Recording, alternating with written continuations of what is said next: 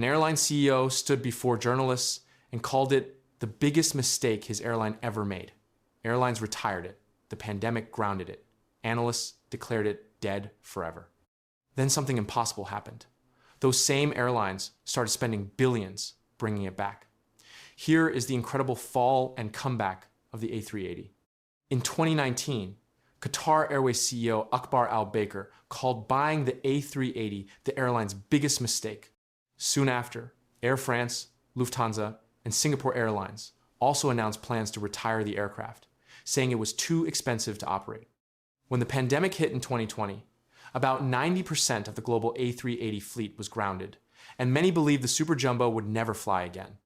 But the story took an unexpected turn. Today, airlines are spending billions to bring the A380 back. Qantas invested nearly $400 million to restore its fleet. Emirates launched a $2 billion retrofit program, and even Qatar Airways has returned the aircraft to service. So, what changed? Why are airlines bringing back a jet they once called a failure? And is this revival built to last, or will it end when a better replacement finally arrives? To understand the comeback, we first need to understand why Airbus built the A380, why the program collapsed, and what changed everything. The story begins in the late 1980s. The aviation industry was going through a revolution. The Iran-Iraq war and its pressure on oil prices had made one thing uncomfortably clear. Relying on four-engine aircraft like the Boeing 747 for long-haul travel was expensive and fundamentally unsustainable. Meanwhile, turbofan technology advanced to the point where ETOPS regulations allowed twin-engine aircraft to operate ocean crossings for the first time. Routes that had always belonged exclusively to four-engine and three-engine aircraft suddenly opened to efficient twins.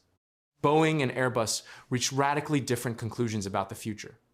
Boeing envisioned a world of non-stop flights connecting regional airports, gradually diminishing the role of massive hub airports. This model required a fuel-efficient twin-engine aircraft capable of profitability on routes with modest passenger volumes. Airbus thought in the opposite direction entirely.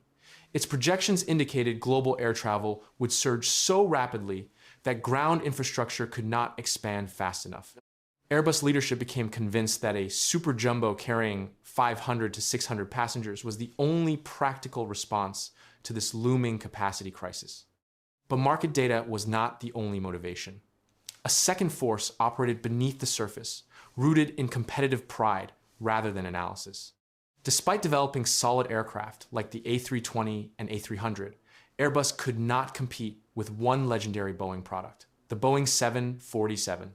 Its massive size and iconic hump had made it synonymous with international air travel and served as Boeing's prestige symbol. One aerospace analyst described Airbus's condition as fuselage envy.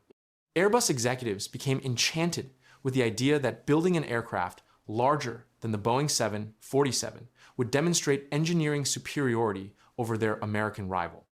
A successful superjumbo could become the defining aircraft of its era, positioning Airbus to surpass Boeing in the minds of travelers and airlines. Boeing knew about Airbus's ambitions. In an unusual move, Boeing approached Airbus with a joint market research study to evaluate ultra-high capacity aircraft viability.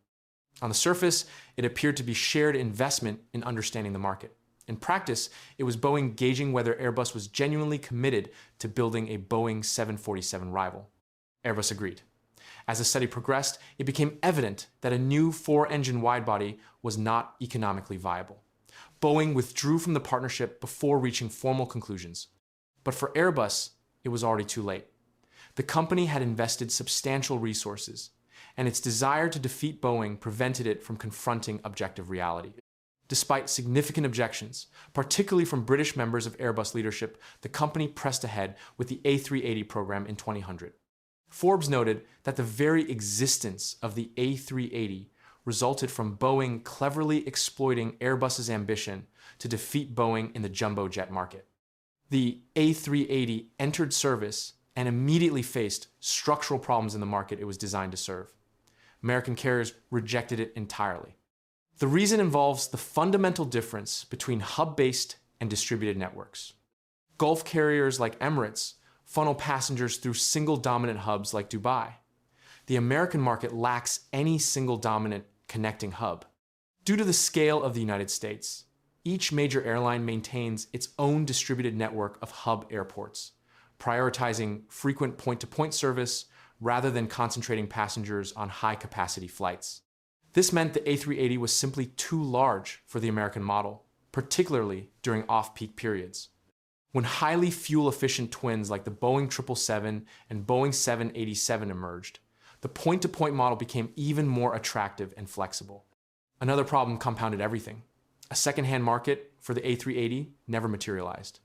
When aircraft become uneconomical for passenger operations, airlines typically convert them to cargo or sell them to freight operators. But the A380's airframe was so heavy that it ran out of lifting capacity before it could fill its hold with cargo. This made it just as uneconomical for freight as for passengers. For airlines that did buy the A380, operational realities became visible only in service. The most fundamental was load factor. The A380 delivers attractive per-seat economics when full, but when it is not full, the economics deteriorate severely. Qantas published an analysis illustrating the problem clearly. A single A380 flight from Sydney to Los Angeles cost approximately $300,000 to operate compared to $190,000 for the same route on a Boeing 787. Although the A380 carries 34% more passengers than the Boeing 787, it costs 60% more to fly the same distance. Any meaningful shortfall in bookings turned the economics from competitive to costly almost immediately. Seasonal travel made the A380 difficult to operate. Passenger demand was high during the summer, but dropped in winter, making it hard for airlines to fill such a large aircraft year-round. Only Emirates, with its massive global hub, could consistently keep the A380 profitable. This led many airlines, including Qatar Airways, Air France, Lufthansa, and Singapore Airlines, to retire the aircraft. The pandemic made things worse, grounding nearly 90% of the global A380 fleet, and several carriers announced permanent retirements. Then, the unexpected happened. International travel returned much faster than airlines had predicted, creating a serious shortage of long-haul capacity. At the same time, demand for premium cabins surged, making the A380's spacious interior far more valuable. Airlines began redesigning their cabins with more business and first-class seats. Emirates even launched a $2 billion retrofit program for 120 aircraft, while Qantas also upgraded its fleet. Another major factor was the delayed Boeing 777X. Many airlines had planned to replace the A380 with Boeing's new twin-engine jet, but repeated delays pushed its entry into service to at least 2027. Lufthansa and Qatar Airways both brought their A380s back because the expected replacement was still unavailable. Airport congestion also played a key role. Busy hubs like Heathrow, Frankfurt, and Dubai remained slot-constrained, making larger aircraft more useful than ever. Today, the A380 is finally solving the problem it was originally built for carrying more passengers on fewer flights. Its comeback is being driven by strong demand, premium travel, airport congestion, and the absence of a true replacement.